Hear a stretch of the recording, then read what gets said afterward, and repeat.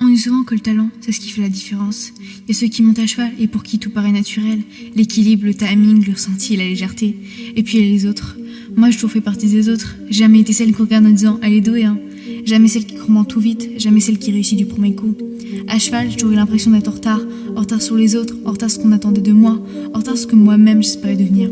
Quand certains avançaient avec une facilité presque insolente, moi je galérais sur des bases, des choses simples, des choses qui, pour eux, semblaient évidentes.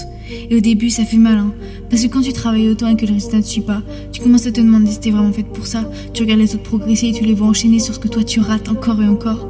Et dans ta tête, ça tourne. Pourquoi ils y arrivent? Pourquoi moi j'y arrive pas? Pourquoi c'est toujours aussi compliqué? Mais le problème, c'est qu'on confond souvent talent et mérite. Le talent, c'est un départ, le mérite, c'est le chemin.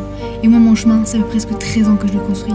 13 ans à tomber, 13 ans à recommencer, 13 ans à me remettre en question, 13 ans à sortir de la cave avec parfois l'impression d'avoir tout raté. Mais aussi 13 ans à revenir, encore, toujours. Parce qu'au fond, j'ai compris quelque chose. Le talent, c'est beau, mais ça ne garantit rien. Parce qu'il y a des gens talentueux qui abandonnent, des gens talentueux qui stagnent, des gens talentueux qui arrêtent de se battre. Moi, j'ai peut-être jamais eu ce don, mais j'ai développé autre chose. L'endurance, cette capacité d'être nul aujourd'hui pour être meilleur demain. Et ça, c'est violent. Parce qu'il faut avaler son ego à chaque séance. Accepter de ne pas être au niveau, accepter que certains jours tu régresses. Et continuer quand même. Continuer quand ton corps est fatigué, quand ton mental doute, quand ton cœur a envie de lâcher. Continuer, parce que ma seule vraie compétition, ce n'a jamais été les autres. C'est la version de moi d'hier. Être meilleur qu'hier, même d'un détail, même d'un geste, même d'une sensation.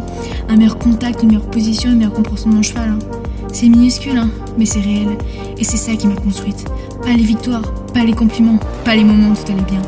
Non, ce sont les échecs, les séances catastrophiques, la mise en question, les frustrations silencieuses. Parce que c'est là que j'ai appris, c'est là que j'ai grandi. Aujourd'hui, je ne suis peut-être toujours pas la plus talentueuse. Et peut-être que je le serai jamais, mais ce n'est plus le sujet.